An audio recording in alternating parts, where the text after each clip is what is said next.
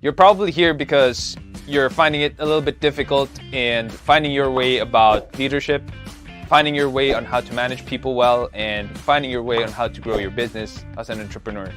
Any one of these things are the topics that we cover. I'm your host, Sean C., aka Mr. CEO at 22. I am so glad that you took the first step of being here to learn more about leadership, entrepreneurship, and management because the world needs more people like you.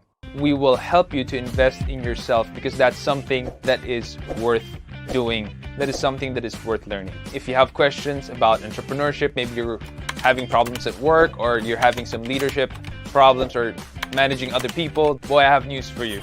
We have what we call a masterclass. Most of the courses in the masterclass deal with how you can generate revenue online.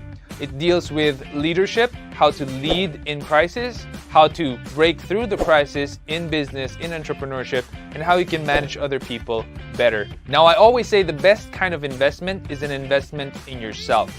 And how much money are we charging for this masterclass? Not a lot. And if you invest in one, it's yours to keep. And if it doesn't, I'll refund you, no questions asked, full refund. So why don't you try it out? Head on over to sean.c/masterclass and check out any one of the courses if it fits any one of the questions in your head. And if you have any questions, you can just put it on the comment section and we'll get in touch with you. We want to know who you are and we want to hear from you. Until then, keep leading.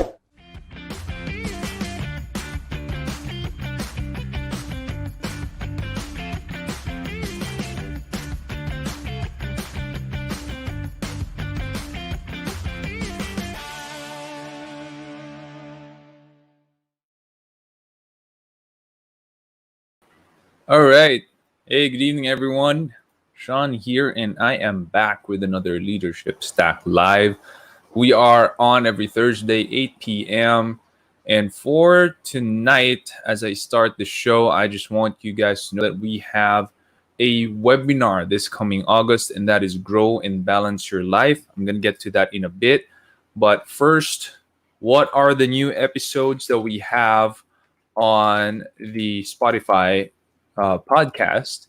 We have 3 new episodes this week. July 20, how to properly handle a bad hire with Charlie Bales. These are episodes that I don't do on the live show. I usually have guests from all over the world, and we only publish that on Spotify first, and then YouTube would follow next. So nauna lagi si Spotify, no? Diyan tayo una nagpa-publish. And we also have Should You Agree to Work for Free? This is an AMA, Thursday night AMA with Miss JM De La Rama, and she's starting her own podcast as well. Stay tuned for that. She's going to launch that soon. Really great gal. She's also a grief coach, a licensed certified grief coach. You may want to get in touch with her if you're experiencing anxiety or a loss of loved one.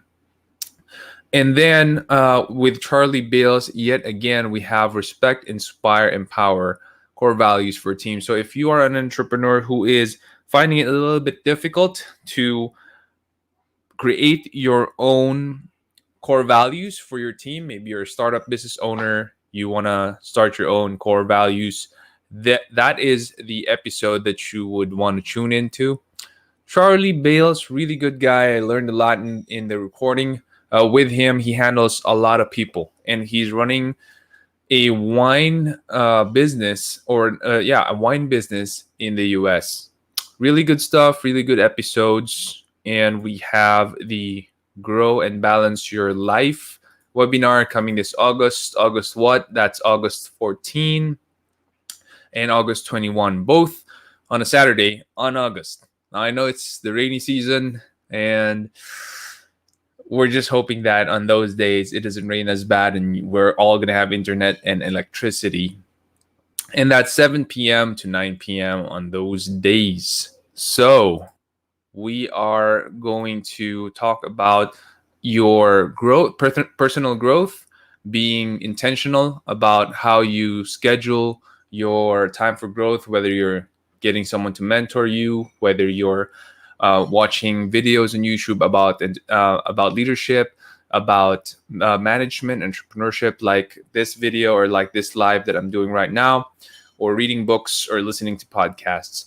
A lot of people I think 60% of people in the US, the last time that they've ever read a book is actually when they were in college. So this webinar is going to take you through a journey with me. It's 2 hours, 2 hour webinar, 950 pesos. But it's going to take you along with me on how to improve your personal growth plan and to balance your life as well, because during the pandemic it's pretty tough to balance your life. Sometimes we are overworked because it's so easy to work now. We just take work or we just work from home and we are able to do a lot, yeah, but a lot of times we work too long, too much, and I am guilty of that. I am also going to be able to check on myself while speaking the webinar. All right.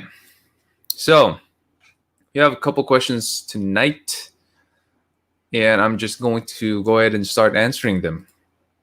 First up from Erica, what are your thoughts on NFTs? I personally haven't invested in it. I am interested in it because Marvin Guillermo has been just talking about it, and I haven't looked into it. I think I would invest in it.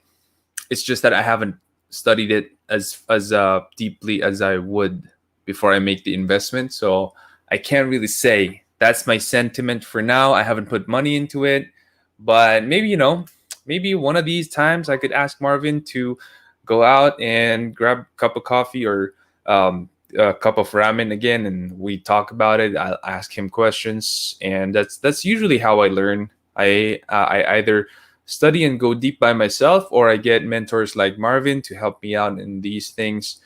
So yeah, long and short of it, I think I'm gonna invest in it someday. It's just today's not the right time. Thoughts on cryptocurrency like Ethereum? I personally have Ethereum. I think it is a good investment long term because the technology is better than what we have in banks, money, printed cash. I mean, we don't know how much printed money is. We don't know how much printed money is circulating today in the Philippines, in the U.S., anywhere in the world. Actually, you just don't know how much printed money is. How much of that you got. But with cryptocurrency, it's a fixed asset, so you know how many Ethereums are out there, how many Bitcoins are out there. It's accountable. I think it's a superior technology overall, a superior way to do cash or to pay with money, to pay for stuff. So I think it would be a good long-term investment. Right now, the sentiments are very volatile, though. So if you are someone who cannot take the volatility of cryptocurrency, I suggest don't get into it, because we all have our risk appetites, and it would suck if you get into it, it suddenly drops and you can't take that and you pull out with a loss. So that's gonna suck a lot. So just don't get into it if your risk appetite is not that big. Or if you need the money, make sure you invest only money that you don't need or money you're willing to lose, so that when it drops, you're okay. You don't panic, you don't think about stuff. And yeah, especially with crypto, I'd say just invest money that you're willing to lose. Do you think play to earn games can become a sustainable source of income? So I'm thinking that this is about Axie, which is a very popular game right now where you can earn Ethereum. I studied how they make money, because it should be a business, right? If players could earn money, then there has to be a way that the business is making money. And it is a company that is invested by a lot of people from all over the world. And it's a company that started in Vietnam, if I'm not mistaken. I am not the expert on Axie, but I looked around on how they actually make money. And right now they actually make money because people buy the Axies. They also spend money to buy and train Axies. So the money circulates inside, and it's actually how well you play the game, how well you breed your Axies. It's like Pokemon's, that where you make more money. Now it's you could look at it as a business wherein you invest money to make more money if you have really good players in your team, in your roster. But if you don't have really good players, or they can't really breed axes that well, or they can't battle that well, then your investment is just going to be a loss generally. So it is a business and a game at the same time, much like NBA or NFL, where you have the business side of it and you have the game side of it. I think that could be comparable, but this is purely digital. It's new, and it's not really difficult to get into it. So the barrier of entry is super easy compared to playing big league sports games like NFL, esports, or other things. I think that is the advantage of it. It's the barrier to entry is super low, so you can get into it, you can play, you can make money. That's what I think. But that also assumes you got a lot of time, because you're gonna have to spend a lot of time playing the game over and over and over again to be able to make really good money out of it. So what you're looking at is time plus effort plus money is going to be your investment to be able to make money inside. Now, how much money can you make? It depends on the time plus effort plus money that you put in. What are the things that you don't need to put time in on? Well, if you're an investor, then all you need is you put in money, you don't put in a lot of effort, you don't put in a lot of time. So I think that this is a full-time job. If you're going to go into and play it yourself, play Axie Infinity yourself, then it's a full-time job for you. Now, if you're going to own a team, then all you really need to put in is the money and the effort, a little bit of effort, a little bit of time to manage the team and to make sure that you're making money. That's all you need to put in. So I'd rather, if you ask me, I'd rather be an investor or own a team playing the game instead of being the one playing the game, because then it's a zero-sum game where you spend time and effort and money in order to make X amounts of money. Who are the top financial advisors in the Philippines that you'd recommend? I know top three, top of mind would be Randall Tiongson, of course, Marvin Guillermo. Those two are probably the best in the country. And Tony Aquino, she's a rising star. I mean, people just follow her. She makes a lot of sense. We've had her in the show multiple times, I think 2 or 3 times already. Follow them on TikTok, Instagram. They just churn out really good stuff for you. And guess what? They do it for free. They don't do it for gain. So I would recommend these people because they're just paying it forward. And I love that they're not asking anything in return. I'm interested in growing my business. What would be your tips when it comes to forming a board of advisors? I'm actually just forming my board of advisors. So I am also not the expert in this, but what I did look for is one CEO to join the board of advisors, one COO who is, chief operating officer, really good with the operations, because the CEO is usually not COO type. When I started, I was also the COO, but long term, I can't be working in the business. And when you're COO, you're always working in the business rather than on the business. So with SEO Hacker, I got one CEO, one COO, and one CFO to join the board of advisors. And the reason why I did that is because I want a balanced approach on what they're going to be advising my Execom with. We want to hear different opinions from different perspectives. And I made sure that the CEO, the COO, and the CFO that I invited to the board of advisors have a really good track record, and we have similar values as well. That's very, very important, because you're not going to want advice that would be different from your values. I mean, if I got a board of advisor who's telling me that I should do something and it's not in line with my values, for example, don't pay this kind of tax, and it's not in line in my values, then I shouldn't have him or her in the board of advisors anyway. So I screened people who I invited to the board of advisors. I'm excited with our first quarterly business review with the board of advisors that we have. And we are looking forward to actually getting a lot of good insight. Criticisms are involved, of course, but a lot of good insight comes with that. So that is how I formed my board of advisors. Do you need to pay them? It's really up to you. and it's really up to what you want to give them or what they want from you as well. My board of advisors, I usually support them with their digital efforts.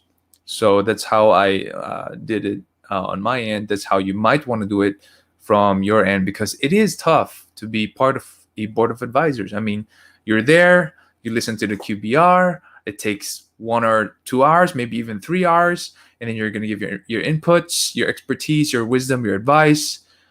It's not easy.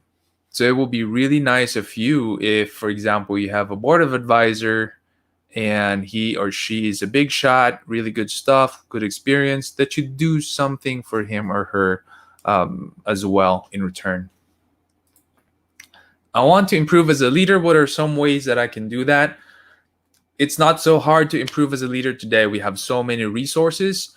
John Maxwell, who is the number one leadership expert in the world, and I'm subscribed to him. I'm a certified John Maxwell team member and speaker, and I read his books. One of the books that I suggest for you to read would be the 21 Irrefutable Laws of Leadership.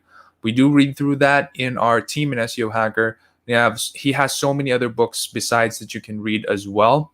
Listen to podcasts. Entre Leadership podcast is really good. Valuetainment podcast is really good. The John Maxwell podcast, of course, is really good. You're tuned in to hear the Leadership Stack podcast. That's a good start as well. I mean, there's just so many ways to be able to do that. One of the best ways is to also get a mentor. So I shared this last time. How I get mentors is I just go ahead and ask the person, hey, I'm struggling with this area. For example, I'm struggling with figuring out how to hire executives, like senior level management. Can I do that? I've never done that before. I know you've done that. I know you went through it. Can you help me out? Is it okay for me to ask 1 hour of your time? It's just via Zoom, or if you can meet face to face and pay for lunch or dinner, that'd be better, right? If I could pay for his or her lunch or dinner, that'd be better. Plus points for me, better chances of me getting that mentorship. So there's just so many ways you can do this. Get creative, but what's important is you actually practice what you learn. So a mentor would only give you so much time. If they don't see that you're actually doing what they've given you, the advice they've given you, then you shouldn't be in a mentor-mentee relationship. Maybe you could be friends, and that's okay, and that's it. But being mentor-mentee doesn't make sense if you don't actually get that advice and run with it. How have mentors in life helped you grow? Whoa, leaps and bounds. I mean, there's just times when, as an entrepreneur, I am stuck. Like, I don't know how to do things. There's one point in time where I want to give a performance bonus to my people, and I had no idea how to do it. And I haven't figured out the computation. It took me years and years and years of thinking about it, trying to be able to compute for a good working performance bonus for my people. And I wasn't able to do it. And then I hit one person in mind who talked about performance bonus with me in a very short, succinct way. And I just hit him up and I asked him, hey, can you check my formula? I'm missing something out, and I want to learn from you how you give out your performance bonuses for your people. And once he said yes, it was miraculous, because he didn't want anything in return from me. We had that Zoom call. I looked at his formula. He shared with me why it's built that way, and I found my missing piece. And it took me literally years to try and figure out how to do it. But with that 1 hour mentorship meeting, it took me less than an hour to figure out my missing pieces, and that elevated the entire company, because now I could give a performance bonus to my people, which makes them a lot happier. And I learned it in less than an hour compared to years of trying to figure it out myself. Now, I cannot express how many times I've been able to do this, and how many times mentors have leveled me up in a way that is just skyrocketing for my growth. It is unbelievable. So if you have the opportunity to get a mentor for your life, 100% go for it. How have you shaped yourself into a well-respected mentor? I'm not sure if I'm a well-respected mentor. I don't see myself that way. I just see myself as really when people need mentorship, I just tell them, what is it that you want to learn? Here's what I know about that. If I don't know anything about it, I tell them straight, I don't know anything about that. You shouldn't be asking me because I'm not reliable. I'm not the expert on that. Maybe you could go ahead and ask this other person. And then if they want to get back to me for another mentorship session, the first question I ask them is, what have you done with the last mentorship session that we had? What did you do with the advice I gave you? Did you actually follow it? Or did you follow it 100% or 50%? Or did you not do anything with it? Because then I'd know if I'm wasting my time with you, and we should just quit doing this, right? So I wouldn't say I'm a well respected mentor. I'd say just I just try to help people out. That's it. Hope that answers the question. What will be your advice to fresh grads looking to make their mark in the world? First, make sure you know yourself. Make sure that you have a good work ethic. Make sure that you know what kind of difference you want to make in your life and in other people's lives. I mean, don't look at the world. The world is so big. You could only impact it so much. Even Steve Jobs and his legacy with the iPhone and the MacBook and everything that Steve Jobs did and all the impact that he made, he didn't impact the whole world. Still, there are still people who don't know who he is. Jesus Christ, there are still people in our world today who don't know who he is. I mean, don't look at the whole world. Just look at the person next to you. Just look at the community. Just look at your family. Try to make a difference there. But I think if you're a fresh grad, first thing that you need to figure out is, who am I really? Who am I really? Right? So what's your identity? Who are you? What's your strengths? What do you really like doing? What is it that you're willing to suffer for? Long hours of work, being tired for? What is it that you're willing to suffer for? Because knowing these things would help you to become better professionally as well. In the marketplace, the corporate place, they only respect people who are excellent at what they do. If you're not excellent at what you do, guess what? You won't have a voice. No one's going to listen to you. That's how the corporate marketplace works. That's how the world works. The reason why people listen to me is because I also have a track record of excellence. That's building my business, making it into a multi-million peso business and growing it to what we have now, and still growing it exponentially as we see today that the world is digitalizing. We are still growing it in a way that is unprecedented. So if I didn't have that kind of track record, why would you listen to me? Why would other people listen to me?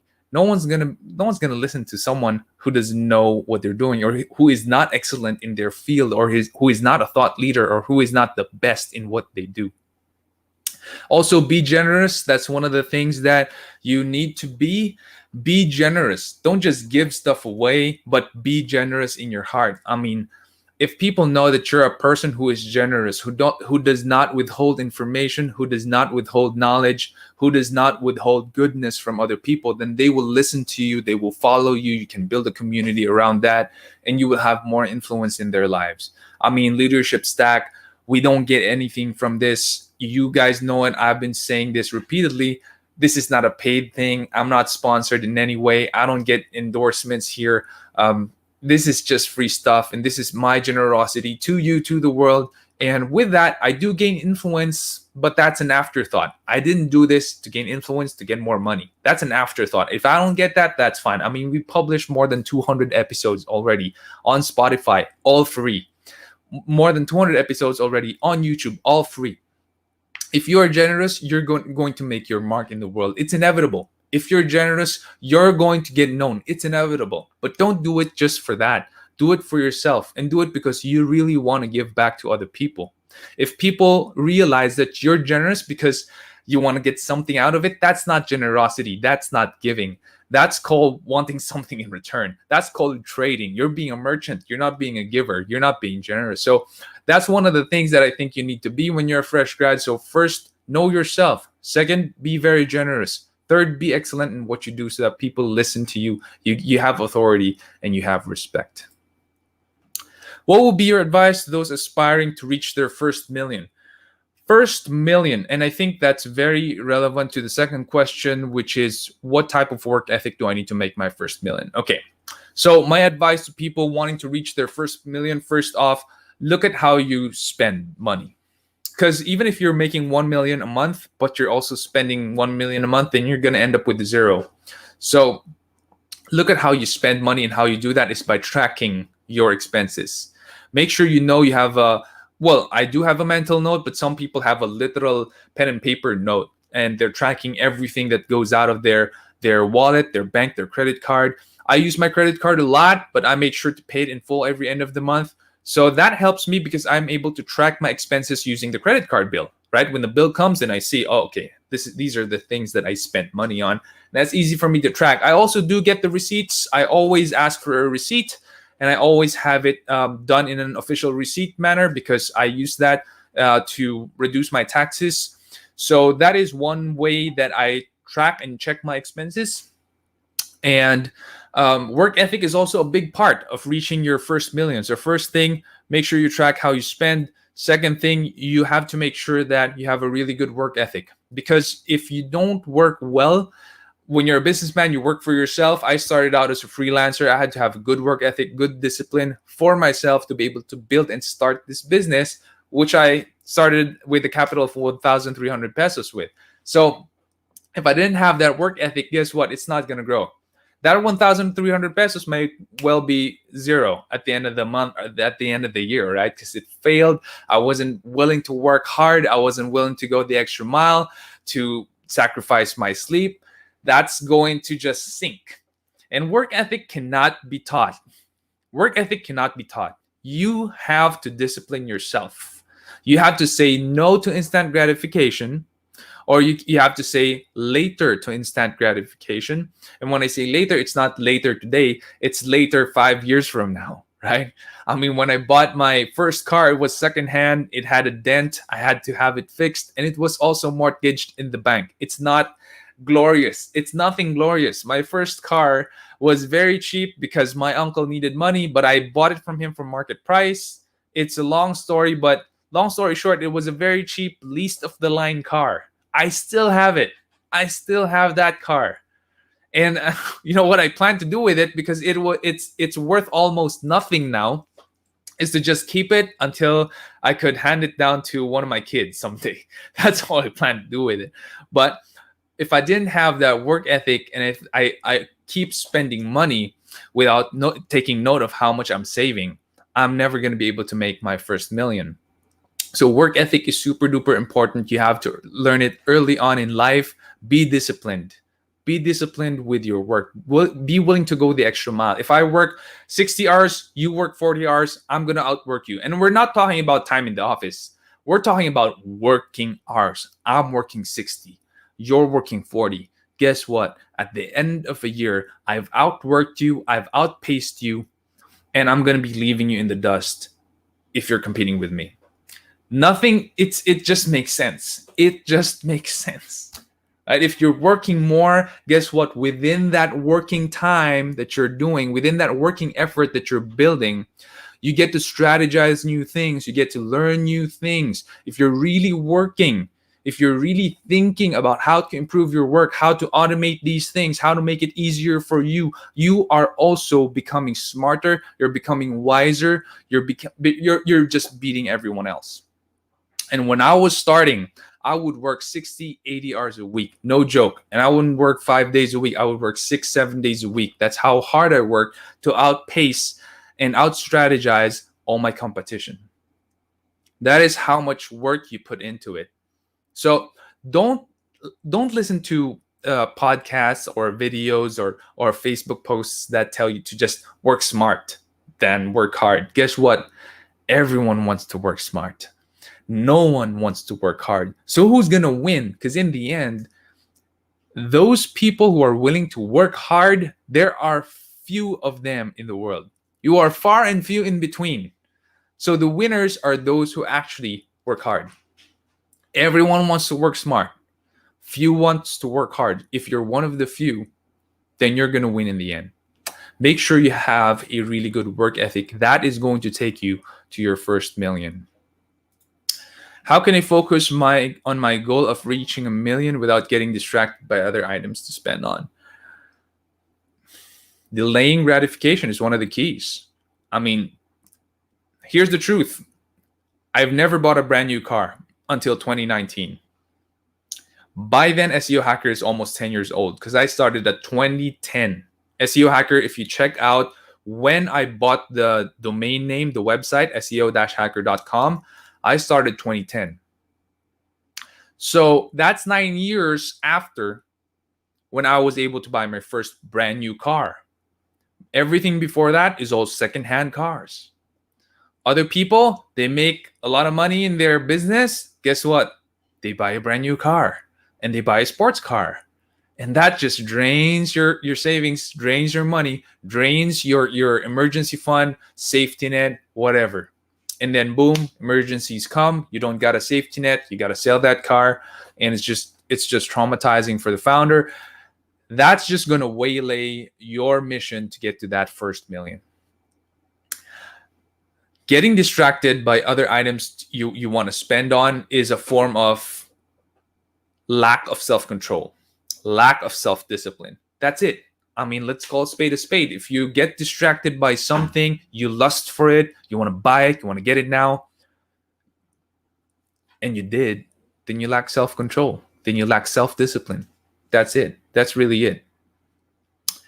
So how do you prevent that from happening? Always look at your long-term goal. Always look at your long-term goal. Have a vision for yourself and your business. My vision for my business is to partner up with 500 companies here in the Philippines and other English-speaking Asian countries. How are we going to be able to do that? Well, we just keep on practicing our core values. We're going to go and use our strategy all the way until we got 500 partners. That's it. My vision for myself is someday I am going to be able to retire with dignity. What do I mean when I retire with dignity? That means I have enough for myself when I'm old. I have enough for my parents when they need money. They're old, they're sick, whatever. I have enough for my kids when they're growing up. I can support them all the way until they finish college. I have enough for the community. I can give to the community, no problem. And then I have enough for God, who demands 10%, and for his kingdom. If I want to give more to missionaries or campus missionaries or pastors, then I have enough. So that for me is retiring with dignity. In order to be able to achieve that, I have to keep on keeping on, and I have to delay gratification. I can't just buy stuff I can't afford because I can't afford them. I have to buy stuff with purpose if I really need it, not just when I want it. And not a lot of people sadly have that. You have to build that in yourself. You have to keep telling yourself in your mind and your heart, I have to learn to delay gratification. What should I look for when searching for people to network with that can guide to my first million? You have to look for millionaires. I mean, you're not going to have to.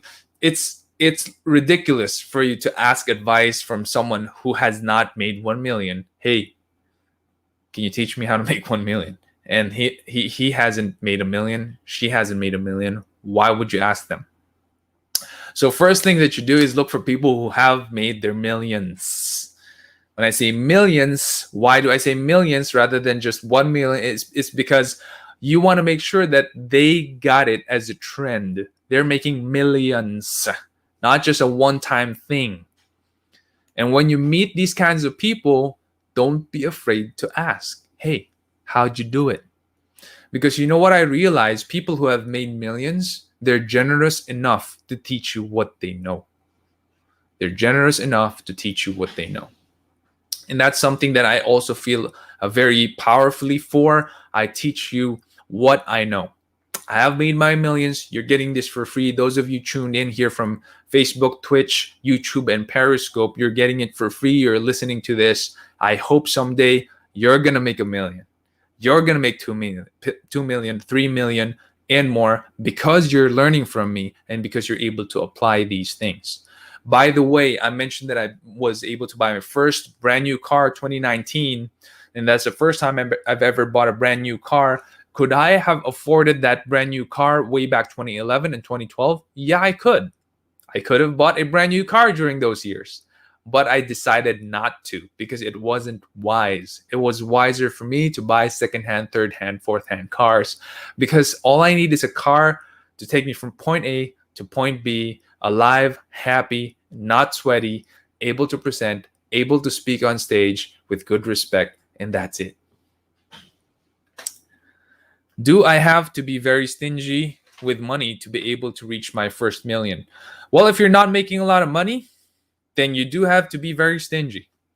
But if you are making good money, good revenue from your day job or from your sideline or your business, then you don't have to be very stingy.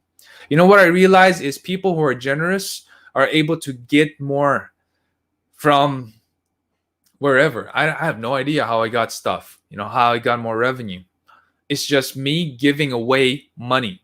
So I give to God 10% because it's in the Bible. You have to tithe. 10% belongs to God. Every month you have to give to God, or every year you got to give 10% of what you make to God. That's in the Bible.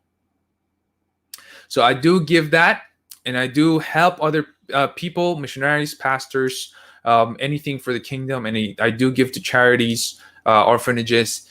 You know what I realize? People who give money away and who are not enslaved by greed and money, they're more fulfilled at the end of the day. And for some reason, money just comes back. It just comes back. But people who are stingy with money, and this is also in the Bible, people who hoard grain, people who are stingy with money, they're going to end up poor. I don't know why. It's just, you have to believe God's word. When he says people who hoard grain will end up poor, will end up with none, people who are stingy with money will end up with none, it becomes true, one way or the other. So if you believe God's word, learn to give. It says there, give and it will be given back to you in good measure, pressed down, shaken together, and running over, overflowing. That is the blessing that comes with giving. Be a river, not a reservoir. So it is so important to learn these things. I cannot explain to you how it works because it is in the spiritual realm already, but it has been true in my life. And if you do follow it, it's going to be true in your life 100%. I assure you that. I assure you that. From Nino, how can I build a long-term community around my brand? I think that one of the best ways is for you to be generous with what you know and what you have. I've seen a lot of people, especially on YouTube, just give stuff away. And that has been able to build their community, and they just engage when people chat or try to interact with them. It's difficult for you if you're running a business to build a community around yourself, because if you're the business owner and you're already working 16-hour days, 6-7 days a week, then time for community it either has to be in the schedule of your workday, or there's not going to be any way you could do it. So for me, I do have only very limited amount of time to build my community that way, where I can just go ahead and answer your comments or go ahead and do a clubhouse call with you guys. I have opened some clubhouse calls. I've had fun doing that. And Nino, thank you so much for being there most of the time and moderating for me. I'm an idiot sometimes when using Clubhouse. And it is really good if they see authenticity as well. I mean, people love authenticity, especially millennials and centennials, Gen Zs. We love it when someone's authentic, and we are able to just trust them and follow them around. And that is the start of a community, really. So I think that people really want authenticity from someone. That is those are just a couple of things that I think would be really good for you to be able to start building your community. If you're still starting, would it be better to focus on one location or to distribute on multiple locations? I think one location would be best, but you have to make sure that it's the best possible location you can afford during that time. So with SEO Hacker, I decided for it to be in the south, in BF Parañaque, because first, I love it here. It's chill, relaxed. People here are smart. There's a lot of people here that are untapped and in terms of the CBDs, or the central business districts, which is Makati, BGC, and Ortigas. There's just a lot of people from the south who don't want to travel that far. And we have the SLEX, which you have the toll gate and all of that, added expenses to be able to go and work there in the CBDs. Yeah, you get more salary, but at the end of the day, you actually spent more because you either have to dorm there or rent a hotel there, townhouse, whatever. Your gas, your toll fees, the food there is more expensive, and then the traffic is just going to eat your life up. So I looked at the data, and I realized that starting the business and growing it here in BF Parañaque is a lot better for me because I get to tap all of the manpower and talent in the South and provide opportunities here and help the economy here in the South and still grow the business in a way that is going to be good for my lifestyle. So I love exercising. I want to exercise every day, and I love being at home. I don't want like traffic getting in between me and time here at home with my kids and my wife. So that is something that I really looked into, and up to today, SEO Hacker is just operating here in BF Parañaque and nowhere else. Imagine that. We're almost 11 years in business, and we've grown by leaps and bounds to a 50-man team. By the way, all of the stuff that I have learned from a freelancer to a 50-man team, all the processes that I've built, the hiring, the firing, the core values, everything's written in my book, 50x Your Business. And you can get it now from Amazon if you want. Just pick it up, look for 50x, 50x Your Business. You can pick that book up, read it, read the first chapter. It's for free. If you don't like it, return it, no problem. So all of these things are written in that book, and up to today, 11 years later, we're operating in one location. That should tell you something. You only should operate to multiple locations when you have a system fixed in place, a really good system that you could port to other places. If you don't have that system, those other places are going to drain you down. Why is it? Because a system protects you from theft. When I say theft, I don't mean pilferage with money or cash. I don't mean pilferage with your stock. I mean pilferage also with your time. So there's the stock and money and cash pilferage, but how can you track when someone's stealing time from you? When your employees are just fiddling on their phone instead of serving the customer in that location. You cannot track that. But if you have a system, and this is why franchises are so important, because what they sell you is the system and the brand name, and it's so expensive. One franchise can go up to $1 million, maybe more, because they sell you the system and they sell you the brand name. Two most important things in a business is the system and the brand name. And you have to have that figured out before you actually go to other locations and start businesses or franchises there.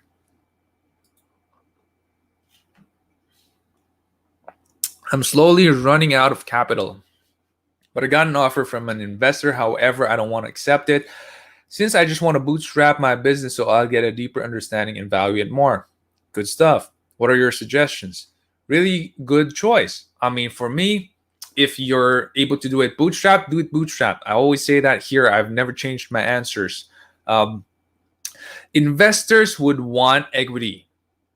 Now, if the investor is good, meaning you have a strategic partnership that you can do with the investor, then you might want to think about it.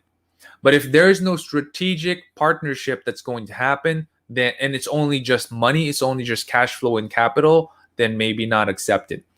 I know one person who actually raised funds here in the Philippines, very big company, and this guy had 3 offers.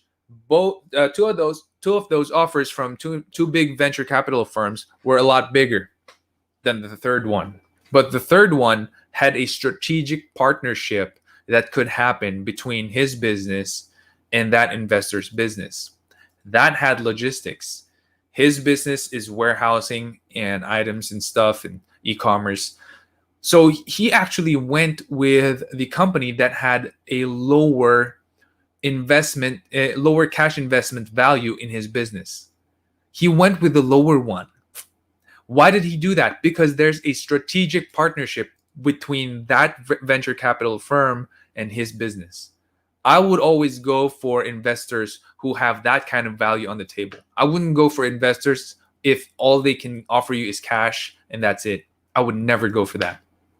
Because at the end of the day, they might strangle you by asking you what's happening, where's my money, when can I get my money back, when is it going to be 2x, when is it going to be 3x, why are your goals so low, why don't you stretch yourself, and you're stretching yourself too thin usually when the VCs are asking you for that. So I wouldn't go for VCs, especially when you're just starting out. And when you mentioned bootstrap, I assume that you are just really starting out. And when you're just starting out, I would like to be as relaxed as possible, because being a startup is already stressful enough. It's already stressful enough. And when you're getting an investor or a few investors in, they're going to stress you a lot further. And now it's your health and it's your family on the line. So I would never go for that. I would rather just bootstrap it, learn the ins and outs, make your mistakes, because you're paying for your own tuition fee right now, and you're able to learn in a way and in a pace that is unprecedented. You're not going to learn that way when you have investors and you have a runway and you must please them and you have to hire a lot of people you don't know and you haven't screened that well, but just because you need to get the show going. So I think that you're doing it in a way that is really, really good. Next question. I'm trying to do consignments, yet I still need improvement on my negotiation skills. Do you have any tips on how to improve it? Negotiation, there are two kinds. First is the business negotiation side, where you're trying to look for ways to increase the value for you. At the end of the day, when we look at business negotiations, it's mostly a zero-sum game. What do I mean? When there's more money for you, that would literally mean less money for your counterpart, your negotiation counterpart. So if he is selling you a car, if you ask for a discount, it's less money for him and more money savings for you. If you're the one selling him a car and he asks you for a discount, then it's less money for you and more money savings from him. So usually it's a zero-sum game, but negotiations could be multifaceted, wherein if you're selling him a car and he tries to ask for a discount, but you say, hey, that car has this, and this upgrade, and you might want to look into that because they're not selling that in the market anymore. You're not going to get anything like it anymore. Then that increases the value. Then now you can negotiate better for more value for yourself. So you're going to want to look at it in a multifaceted way. And then there's the emotional side of negotiating, which, the book Never Split the Difference by Chris Voss is a really, really good book for that, wherein he tells you to go for the emotion. And it is usually a way of you trying to figure out how far can I get in this negotiation. So usually when you're trying to get for a discount, for example, for a car, you're trying to buy his or her car, and you have gotten to the lowest point wherein he doesn't want to budge. That's the last price that he's going to give you. And you go ahead and ask, is it ridiculous for me to ask for a further discount if I put this on the table, for example, or if there's something that I could do for you or that I could give you, I have this kind of business or I have this kind of skill. Is it ridiculous for me to ask if we could put this on the table? That kind of negotiation would open up bigger possibilities for you, because you got to the no, you got to the last price. And Chris Voss's book helps you to go a lot deeper into the negotiation. I love his book. I really recommend that book for you. If you want to improve your negotiation skills, go ahead and grab a copy. You can get it from Amazon. I got the hard copy before the lockdown. I usually buy it from Fully Booked. I think they might have it in Shopee or Lazada. You might want to check that out there. But yeah, especially when you're starting out with consignments, getting the best price would be the best way to go, because consignments usually ask for a percentage per sale, and getting the best percentage out of the deal will be really good for you. So study negotiation. It is worth doing, especially when you're running a business. How can you say that you have a minimum viable product? I think if you're able to sell 6 or 7 out of 10, then you have an MVP. That's good. What do I mean? For example, you have this prototype and you're able to actually sell 7 out of 10, 6 out of 10 to out of 10 people or out of 10 prospective customers. Of course, make sure they're prospective customers, not unqualified customers. Okay? Make sure you prospected them, they're qualified, you're able to sell 6, 7 out of 10. I think you have an MVP. I think that is a minimum viable product that you can improve on, that you can do a lot of research and continuously put value in, and then try to sell it when it's market ready. Do you agree in the statement that when you found your definite target audience, your price wouldn't matter since they will be willing to spend any amount on it? I think yes, but that would also assume that your branding is really good. That would assume that your branding is big enough that the amount of trust that people would have with your brand is very big, or is a no doubt. I mean, when you're biking Nike shoes, we all know how much it costs, right? It's pretty expensive, but we know it's a Nike shoe. We can rely on that. We can trust it, that it's going to go the years, to go the distance, 3 years, 4 years, 5 years, 500-kilometer runs is going to be okay. And at the end of the day, it's going to be value for money. So your brand has to be big enough. People have to trust it enough for you to be able to charge in a way where it's not going to matter for them. They're still going to get you because you're the best at it. Your brand is big enough. So I think there is a precedent where there's a branding precedent for me to agree to this statement. Last question: what is a typical workday for Mr. CEO 22? Well, today I finished. How many tasks did I finish today? 17. I got 2 tasks. Yes, 18, 19, 20. 20 tasks done today. Yesterday was 26 tasks done. And I worked 10 hours yesterday. I'm working somewhere there again today. Yeah, so 10-hour work days. I enjoy my work. I love my work. I love my team. I love what I do. It's a big blessing for me. Not a lot of people can say the same. For me, work feels like a lot of fun, and I love Mondays. And not a lot of people would be able to say that with integrity. I love Mondays because it's the start of the work week, and I love my work. So for me, that's how a typical day looks like. 20 tasks done, 26 tasks done. There are those lower days where I get 12 to 18 tasks done, but those slower days usually means that I was able to automate some stuff, work on the important things, finish a manuscript, in a part of a manuscript in my book, something like that. Just moving big boulders that are super important. That's when I usually have less tasks done, but usually they're a lot more important. From Mitch: how do you onboard new employees effectively when everything is done remotely? Oh, we have our onboarding process already. And if you get the book 50x Your Business, again, if you want to search that in Amazon, 50x Your Business by Sean C., my onboarding system is there. And you can actually read my onboarding system, and it's super effective because in the onboarding system, we tell you this is SEO Hacker, this is our history, our mission, our vision, our core values. These are the protocols when you're in the office. Hey, we're not in the office, but when we are, at least we've already told you our protocols. And these are the next kind of jobs that you could move in, either laterally or you could climb up the ladder. These are the next advancements in your role, and it's so clear, and new applicants would be able to see, okay, if I am applying for a content writer, for example, I can be a senior content writer, or I can be a blog manager, or I can be an SEO specialist. That's on the table. Great, I can get that. Wow. So we make it super clear for people who are joining our team where they can go. We already cast the vision for them during day one.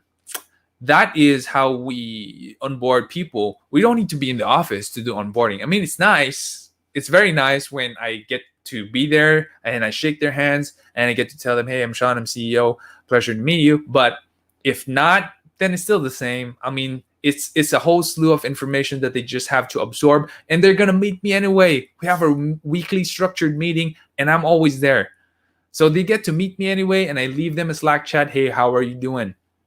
How's the first week so far? Are you enjoying?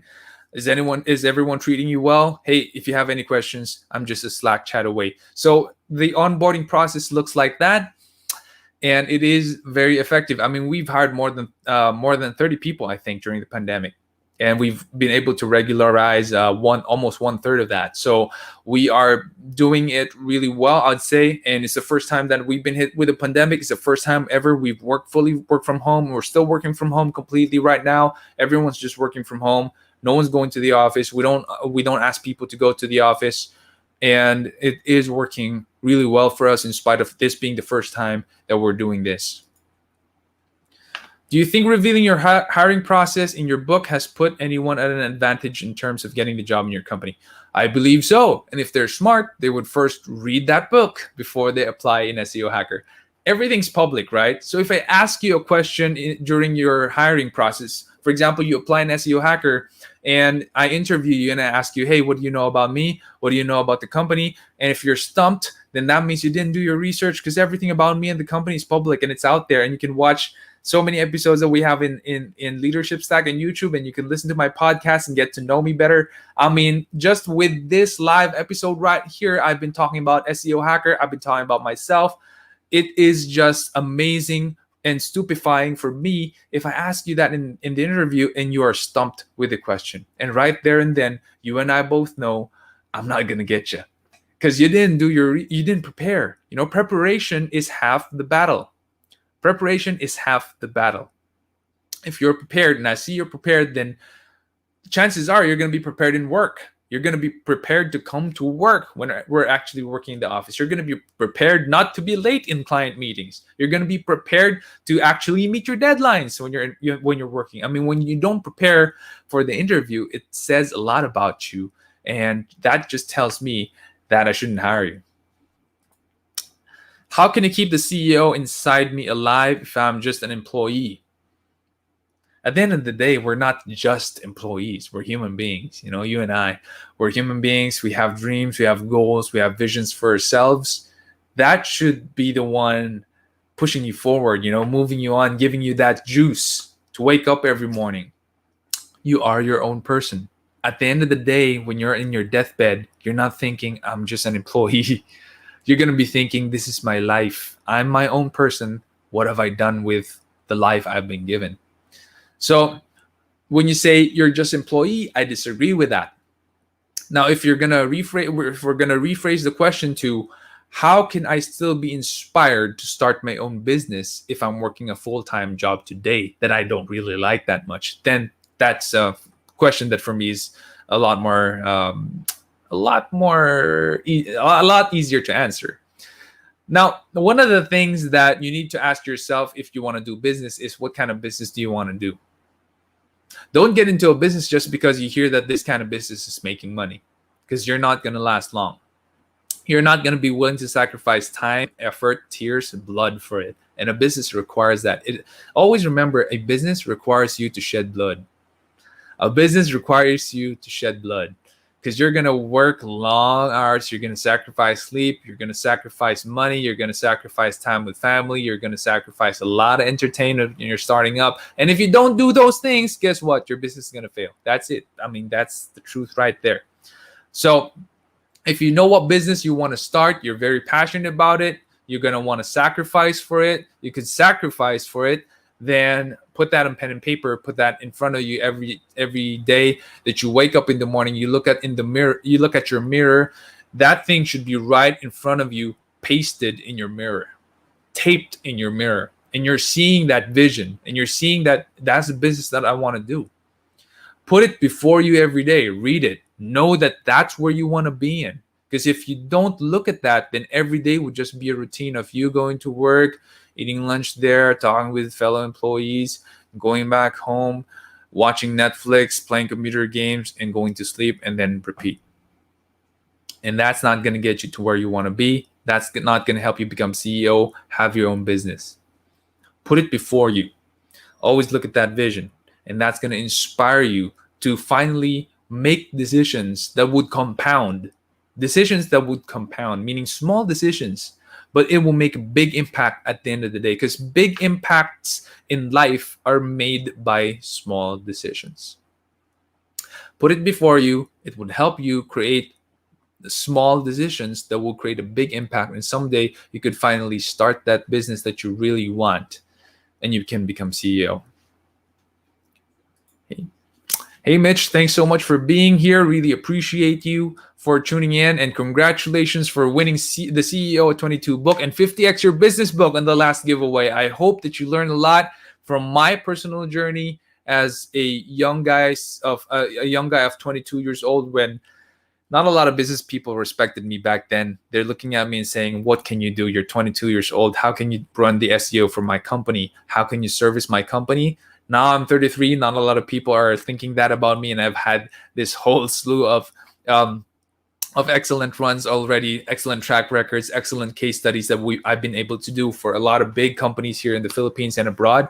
And I get a lot more business now. But what did I do when I was 22 years old? The entire story is there in my book. And the 50x Your Business, I hope that book helps you out to finally be able to start your own business someday and become CEO yourself. Patrick, thanks again for being here. I know you're halfway around the world, and I really appreciate you always being here in the show. It's raining like crazy here in Metro Manila, here in Parañaque. I'm just thankful I'm still online and you guys are still tuned in. And that is the last question. Thank you so much for tuning in, everyone. We do have the Grow and Balance Your Life webinar that's going to be on August 14 and August 21. I hope I'm able to see you there. It is a 2-hour webinar. Okay, for 950 pesos, 2 hours of me speaking there live and then Q&A. I think that is already a pretty good investment. I mean, if you enjoyed this 1-hour episode with me right now answering all of these questions, you're going to be, I guarantee you're going to enjoy this. Otherwise, if you don't, I'm going to return your money, no questions asked. No problem. So you can either join me on August 14 or August 21. If you want free tickets, I'm going to be giving you free tickets. Just make sure that you share the webinar to 2 friends. They sign up, and I'm going to give you a free ticket. Just send me a PM on Instagram, Facebook, email me, whatever. So I hope that helps. Again, this is Leadership Stack Live. Sean C. We have 3 new episodes on the podcast. Hope you've been able to listen to all of those already. And at that, I will see you next week. Keep leading, guys, and take care.